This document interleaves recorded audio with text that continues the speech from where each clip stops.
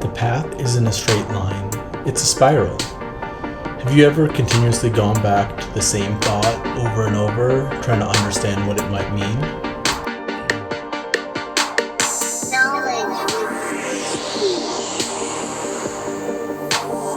I know I definitely have. It's been confusing at times. Like, what am I trying to understand by revisiting something that has happened so long ago? So for me, there was really some sort of clues in the chaos. And what has really allowed me to work professionally is really what I'm trying to bring here is trying to find a way of finding some sort of order within the chaos. Because the world and the universe really does have this fundamental mathematical rules to it. So there really is a system of order. It's just really understanding maybe the variability and the cycles of life. But for me, understanding why was I having this thought? Why was this coming up? Like why?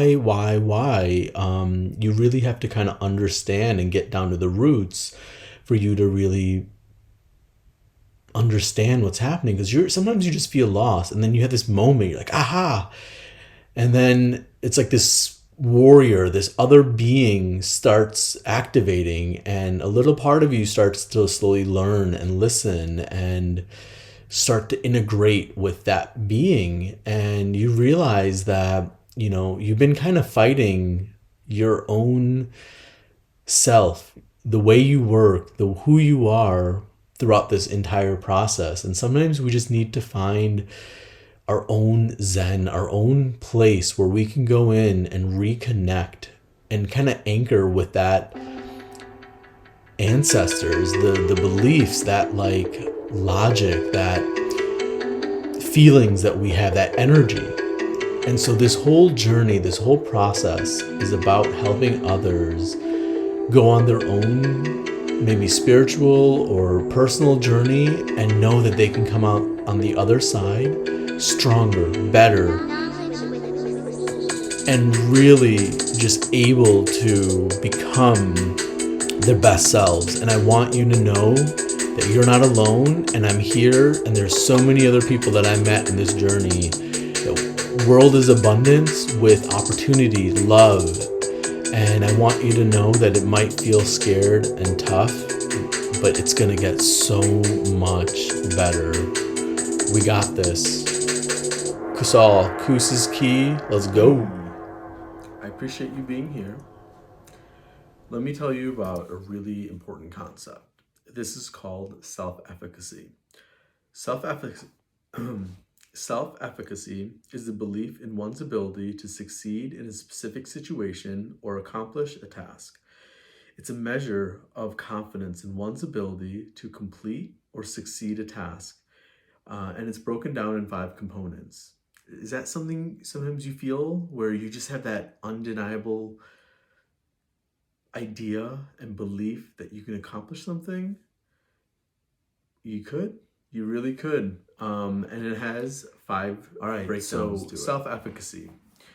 The 5 major components of that is self-control, self-belief, self-motivation, self-regulation, and self-reflection.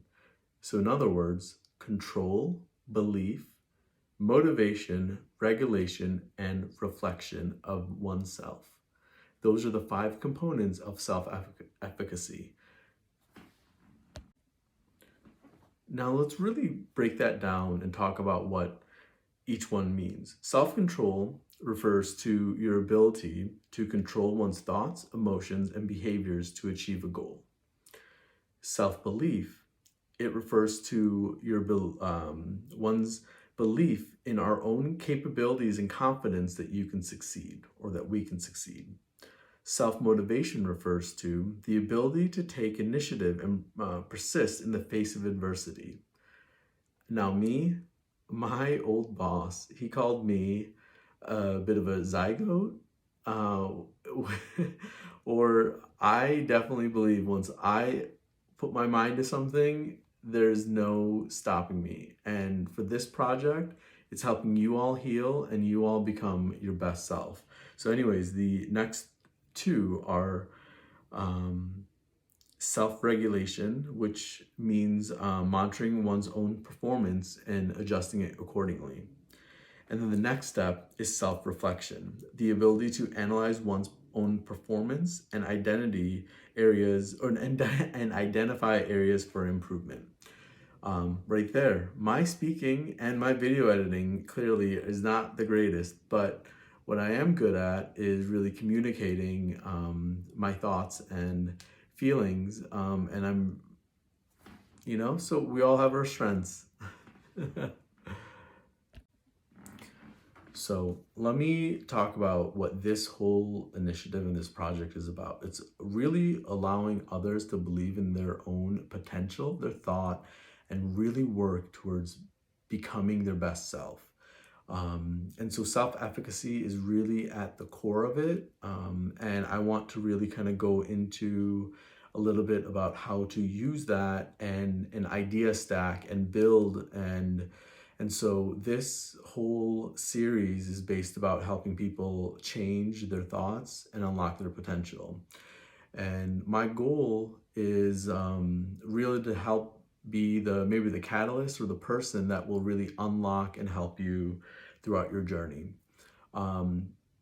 You'll see the next episode. Now that one will be my initial first episode.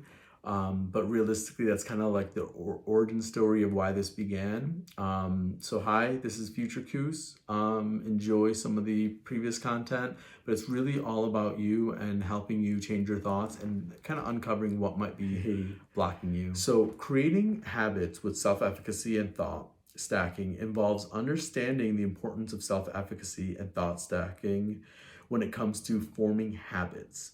Self-efficacy is the belief in our own ability to achieve a goal or take on a task. Thought stacking is the process of breaking down a goal into smaller, achievable steps. When used together, these two concepts help create habits that are more likely to stick. So some of you might know me, don't know me. I'm a business and lending executive. I've been in banking since I was 17, about 19 years, and I have been using this time during my severance and while the job market and economy is changing to really work on, kind of unlocking my own last phase of trauma and healing, but also help others learn from my own experience, so your pain doesn't have to be as intense as mine, and you're able to build and manifest and become your own person quicker, faster, and a little bit easier than the journey that I had to go through. So once you identify, what you'll do is once you identify the habit that you want to form, then we're going to break it down into smaller achievable steps. And this will make it easier to focus on step one and eventually reach your goal. Next, by using self-efficacy to motivate yourself, you really need to remind yourself that you can do it and you have the necessary skills to achieve that goal. That's really how I believe and how I have become successful. Positive self-talk and affirmations are very key. The reason why I talk about KPIs and knowing some of the variables is I'm very good at tracking progress and knowing, kind of like a Moana, kind of knowing where I'm going, but based on where I've been. So it's really that introspective and also that forward thinking way of manifesting and building. Did you know that science is proving that we're able to do software updates to our body and activate healing and activations? It's epigenetics. It's essentially saying that through beliefs, thoughts, emotions, and intentions, there's a profound vibrational effect evolving our genetic code. Essentially, it's activating the DNA, and it's essentially like a software update. So we are essentially constantly updating and editing and improving our DNA. So, it's cool how, our DNA is passed to just next generation. So realistically, the more we're learning, the better we are. The next generation of children already have that insight and experience in them. It's very powerful, but also to that effect, the past generations, we have this innate ability to heal, to love, to create, and to, impact the direction of our life. So that's definitely an interesting concept. So I'm going to really talk about changing your value. My hook on it is ACE. It's a play on an ACE score, but realistically, it's also a play on like an ace in a deck of cards. It's gonna be a 2 or an 11. But realistically, it also talks about the 3 layers of our consciousness, of our brain. And what I'm really kind of talking about is kind of that mind body, kind of like that vagus nerve kind of in between. And, and that's really kind of like how I'd like to describe it. So there's a good graphic I've had on the screen. Essentially, this is really kind of talking about understanding that depending on what our body is reacting to in regards to how we feel, we're safe. And kind of Maslow's hierarchical needs. So you have to really kind of understand, when we feel the most safe is when we have the most executive function of our mind. Then we're in fight, flight, or fawn. Fawn. Look at what's happened in the last few years of elections. People are blindly, fawning over people, and honestly, it's just because they're in a state of heightened stress and they can't break it. And then, once you get to freeze, this association, and that's where a lot of the feelings, my anxiety, a lot of my inner issues, those were what really kind of saved me, because those were the ones saying, bro, like, something's fucking going on, like, pay attention, wake up, like, and I was able to usually listen, but also like control and shut it down. And I shouldn't have shut it down, I should have listened to it more. And that's what I'm really trying to help people, is really understand how to get into their minds and how to understand some of those feelings, so that way when you feel frozen, you feel stuck, you feel like your wings are clipped, you're able to really kind of manifest and create by using that power of thought and belief. I really, really want to talk about the fight, flight, freeze, or fawn. I think for me, I always felt like something, like, why am I feeling that? Like, I would just shut that shit down. I thought something in me was broken. And realistically, there was something going on in my outside world that I wasn't listening to my inner senses. We have 5 senses. Realistically, I think we have 6. We probably have more than that. According to the chakra system, we really might have 7 that we can activate. But anyway, it's a whole separate conversation. But realistically, fight, flight, freeze, or fawn is our body's automatic responses to stress and to fear, and it's what's kicking in our survival instincts. And so it's really important to pay attention to yourself, because each one manifests in different ways, and each of us people, we're all different. And so the way in which you connect and manifest and how you feel and interpret those inner feelings is really going to be important, and so it's really kind of important to understand each one. Okay, y'all. Thank you so much. Again, music was done by DJ Lanka, up and coming, amazing, seasoned DJ, but took a little break, back at it, and he's gonna be an ace, and he's gonna be a global DJ one day. So, yo, check him out. With that said, I'm Kusal Kus Matthew. Thank you so much for joining these episodes. They're really designed for you all, for you to unlock and become your best selves, and we do it as a collective, because I think the more I've learned, the more I've healed. I've needed people and other people to be a catalyst and to give me information, to give me hope, and I really hope that you will be able to find hope, so that way you will be able to hopefully change and become This thing really resonated with me because I think it's really a center of what I hope you can feel from the content. Each episode might focus on one feeling, or it might focus on all. But to change, sometimes we need to hurt enough where we have to. We need to see enough that we're inspired to, that we learn enough that we want to, or that we receive enough that we're able to.